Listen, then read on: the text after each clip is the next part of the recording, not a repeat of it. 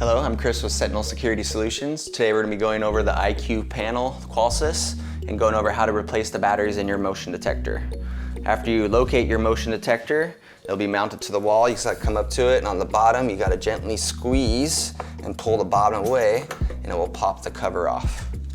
Once the cover's off, it tends to help if you have a little screwdriver or something, but basically you just got to pull out your battery and replace it with a CR123A lithium battery.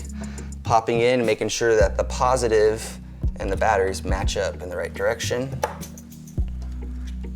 Hook your cover back on the top,